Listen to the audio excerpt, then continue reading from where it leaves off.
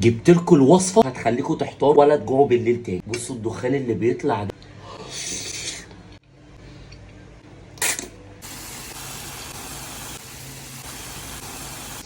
لا انا الدكتور منعني من الحلويات دي، ما ينفعش.